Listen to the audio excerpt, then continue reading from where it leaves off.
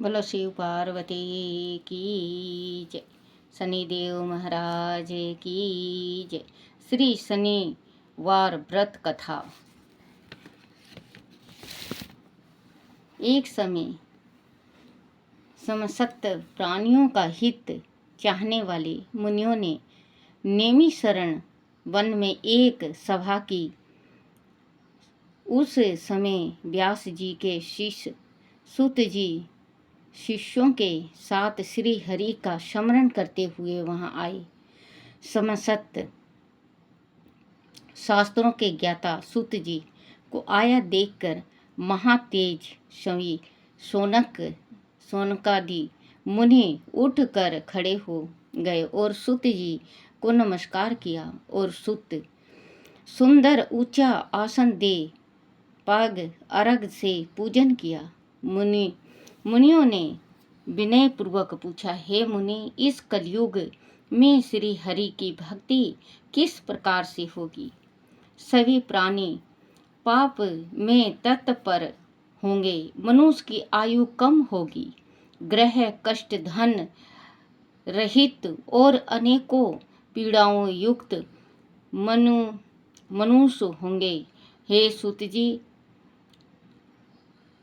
पुण्य अति परिश्रम से होता है। इस कारण कलयुग में कोई भी मनुष्य पुण्य ना करेगा। पुण्य के नष्ट होने से मनुष्य की प्रकृति पापमय होगी। इस कारण तुच्छ विचार करने वाले मनुष्य अपने वंश सहित नष्ट हो जाएंगे। हे सूत जी, जिस तरह थोड़े ही परिश्रम, थोड़े धन से थोड़े समय में पुण्य प्राप्त हो, ऐसा कोई उपाय हम लोगों को बतलाइए, जिसके उपदेश से मनुष्य पुण्य और पाप करता है, उनके पुण्य और पाप का वही मनुष्य भोगी बनता है। वह शास्त्र का नियम है। हे सूत जी, जो मनुष्य रतन रूपी ज्ञान से दूसरों को संतुष्ट करते हैं, उनको मनुष्य रूप धारण किए श्री हरि को ही जानना चाहिए। हे मुनि, कोई ऐसा व्रत बतलाइए जिसके करने से शनि के द्वारा प्रदत्त कष्ट मनुष्य को ना भोगने पड़े तथा शनि देव भी प्रसन्न हों। हे मुनि, शनि की ग्रह दशा में बहुत ही घोर कष्ट उठाने पड़ते हैं। जिस व्रत से यह कथा से शनिकृत कष्टों का निवारण हो, उसके सुनने की हमारी इच्छा है।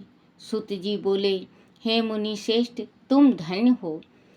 तुम्हें वैष्णव में अग्रहण हो, क्योंकि सब प्राणियों का सदैव हित चाहते हो। मैं तुमसे एक उत्तम व्रत कहता हूँ, ध्यान देकर सुनो, जिसके करने से भगवान शंकर प्रसन्न होते हैं और शनि ग्रह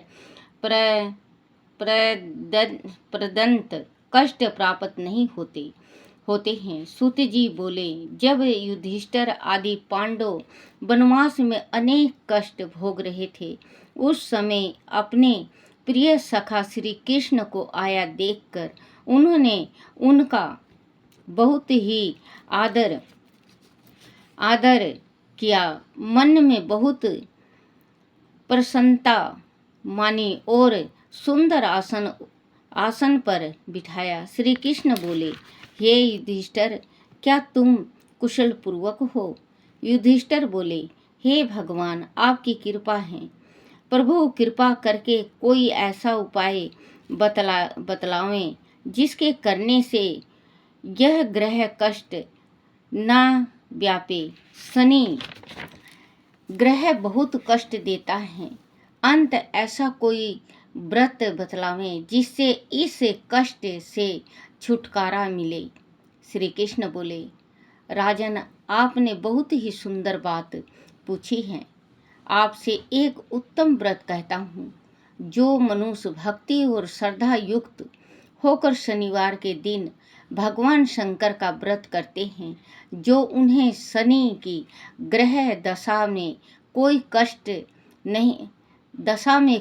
कष्ट नहीं होता है, उनको निर्धनता नहीं सताती हैं तथा इस लोक में अनेकों प्रकार के सुखों को भोग कर अंत में शिव लोक की प्राप्ति होती है। युधिष्ठिर बोले, सबसे पहले यह व्रत किसने किया था, वह सब विस्तार पूर्वक कृपा करके कहें, विधि भी बतलावें तथा फल क्या है। भगवान श्री कृष्ण जी बोले, हे राजन, शनिवार के दिन, विशेष सावन मास में शनिवार के दिन लोहा निर्मित शनि प्रतिमा को पंचामृत से स्नान कराकर अनेक प्रकार के गंध पुष्प अष्टंग धूप फल उत्तम प्रकार के नैवेद्य आदि से पूजन करें। शनि के 10 नामों का उच्चारण करें। तिल, जौ, उड़द, गुड़, लोहा, काले वस्त्र का दान करें। फिर भगवान शंकर का विधि पूर्वक पूजन करें।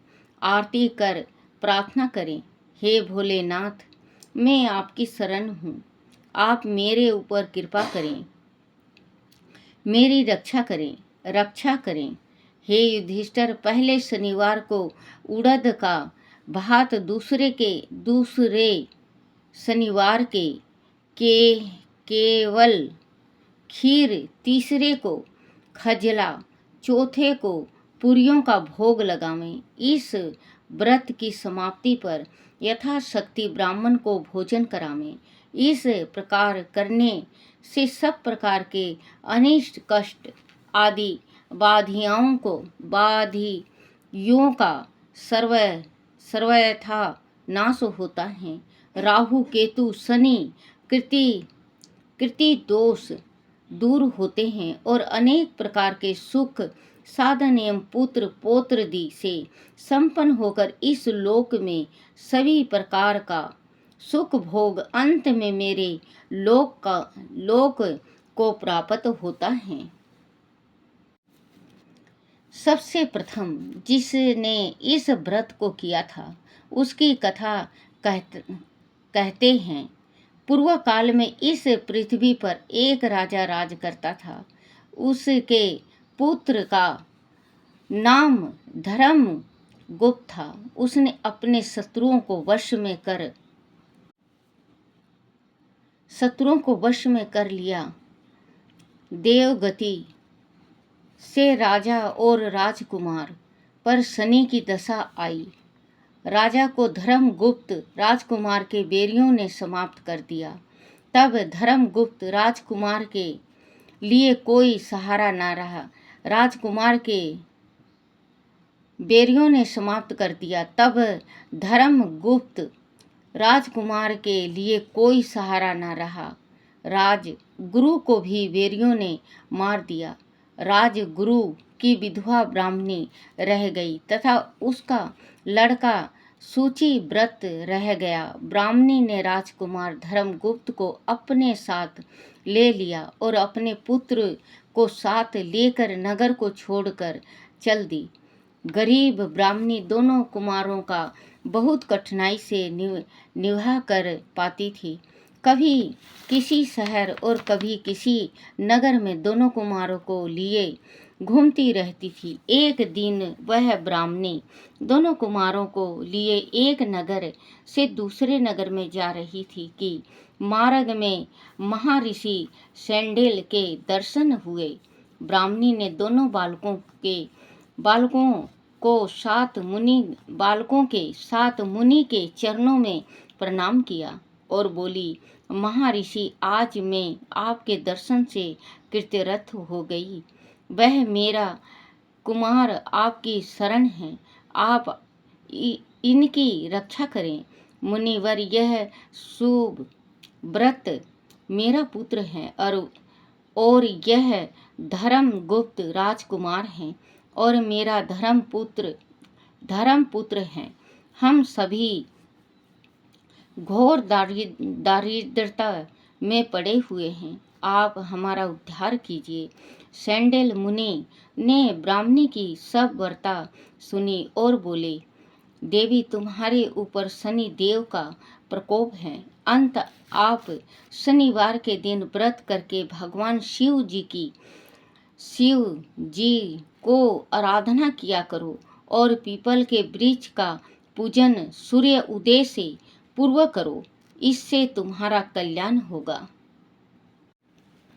ब्राह्मणी और दोनों कुमार मुनि को प्रणाम कर श्री शिव मंदिर के लिए चल दिए। शनिवार के दिन दोनों कुमारों ने मुनि के उपदेश अनुसार शनि का व्रत किया तथा पीपल के वृक्ष की पूजा करके शिव जी का पूजन किया। इस प्रकार दोनों कुमारों को शनिवार का व्रत करते करते 4 मास व्यतीत हो गए। एक दिन सूची व्रत स्नान करने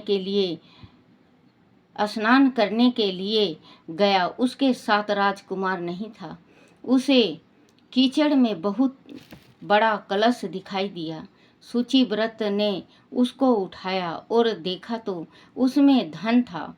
सूचिव्रत उस कलश को लेकर घर आया और माँ से बोला, हे माँ, इस शिवजी के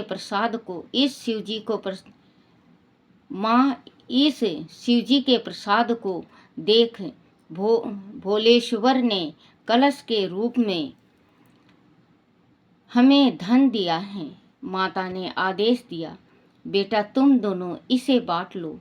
माँ के वचन सुन सूची व्रत बहुत प्रसन्न हुआ और राजकुमार से बोला, भैया आप हिस्सा ले लो।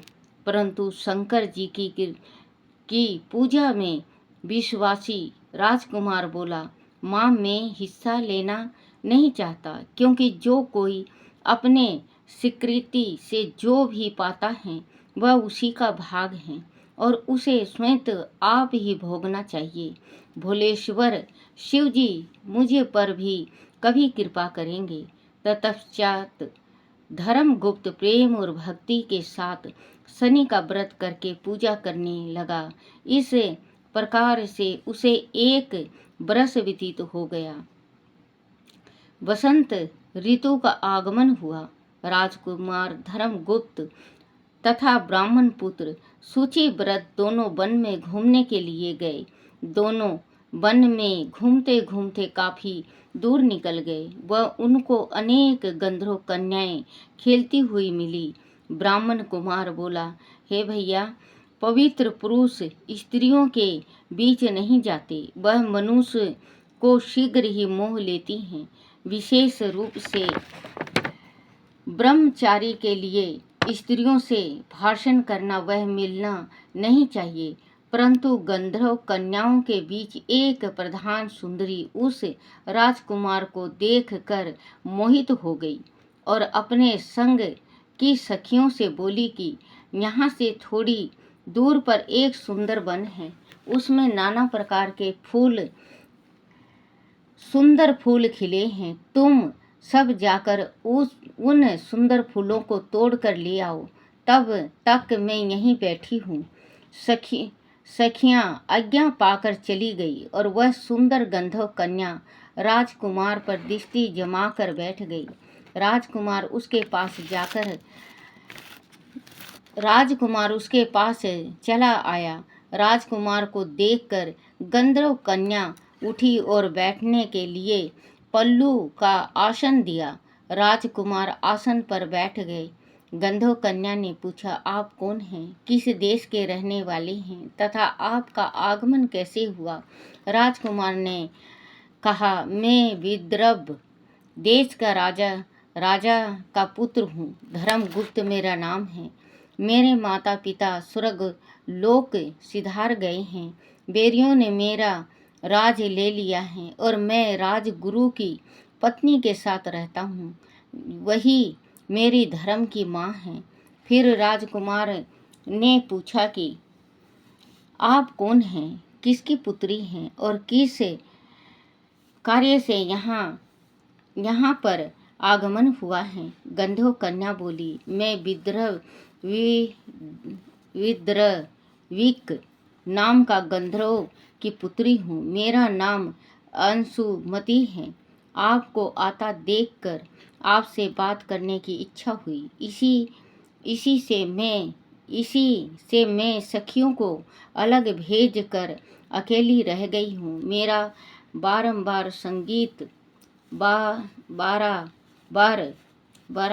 संगीत विद्या में कोई निपुण नहीं है। भगवान शंकर ने हम दोनों पर कृपा की है, इसीलिए आपको यहाँ भेजा है। अब से लेकर मेरा आपका प्रेम कभी ना टूटे। यह कहते हुए कन्या ने अपने गले का मोतियों का हार राजकुमार के गले में डाल दिया। राजकुमार को अत्यंत प्रसन्नता हुई और वह बोला, मेरे पास ना राज है, ना धन है और न मेरी भार्य आप मेरी भार्य कैसे बनोगी? आपके पिता हैं, आप उनकी आज्ञा ली है। गंधर्व कन्या बोली, अब आप अपने घर जाएं और परसों प्रातःकाल यहाँ आएं, आपकी आवश्यकता होगी। राजकुमार से ऐसा कहकर गंधर्व कन्या अपनी सहेलियों से जा मिली। राजकुमार धर्मगुप्त भी सूची व्रत के पास चला गया और उसे सब समाचार कह सुनाया। फिर दोनों ने संपूर्ण समाचार अपनी माँ को जाकर बता दिया। उसके बाद से तीसरे दिन सूची व्रत को साथ लेकर राजकुमार धर्मगुप्त उसी वन में गया। उसने देखा कि स्वयं गंधर्व राज विक उस कन्या को साथ ले कर उपस्थित थे। गंधर्वराज ने दोनों कुमारों का अभिनंदन और स्वागत किया। दोनों को सुंदर आसन पर बिठाकर राजकुमार से कहा, राजकुमार, मैं परसों कैलाश पर गौरी शंकर के दर्शन करने गया था। वह करुणा रूप सुधा के सागर भोले शंकर जी ने मुझे अपने पास बुलाकर कहा, गंधर्वराज पृथ्वी पर धर्मगुप्त नाम का भ्रष्ट राजकुमार है। उसके परिवार के लोगों को बैरियों ने समाप्त कर दिया है। वह बालक गुरु के कहने से शनिवार का व्रत करता है और सदा मेरी सेवा करता है। तुम उसकी मदद करो जिससे वह अपने शत्रुओं को वश में कर सके। गौरी शंकर की आज्ञा को शिरोधार्य करके मैं अपने घर को चला आया। घर पर मेरी पुत्री अंशुमती ने भी बहुत प्रार्थना की। शिव शंकर की आज्ञा तथा अंशुमती के मन की बात जानकर इसको लेकर वन में लाया हूँ और इसे आपको देता हूँ। आपके बैरियों को वश में करके मैं आपका राज भी आपको दिला दूंगा। ऐसा कहकर गंधर्वराज ने अपनी कन्या का विवाह राजकुमार के साथ कर दिया तथा अंशुमती की सहेली का विवाह ब्राह्मण कुमार सूचिव्रत के साथ कर दिया। राजकुमार की सहायता के लिए गंधर्व की चतुर्गिनी सेना भी दी। धर्मराज के बैरियों ने जब वह समाचार सुना तो उन्होंने राजकुमार की अधीनता स्वीकार कर ली और राजकुमार को राज लौटा दिया।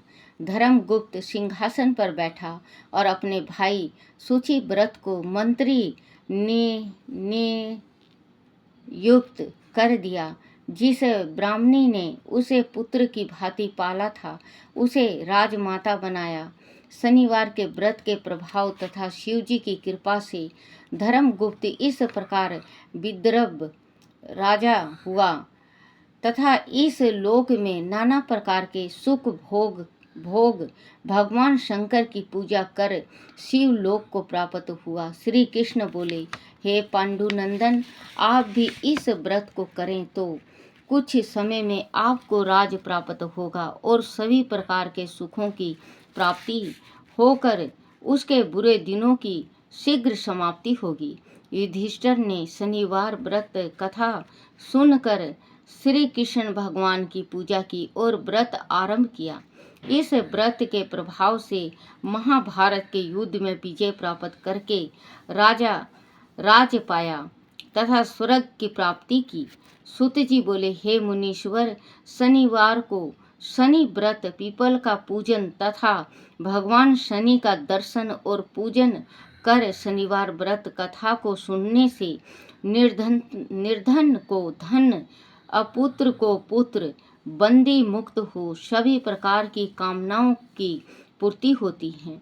नाना प्रकार के सुख भोग, अंत में शिवलोक की प्राप्ति होती है। इस कथा के कहने व सुनने वाले दोनों के सभी मनोरथ पूर्ण होते हैं।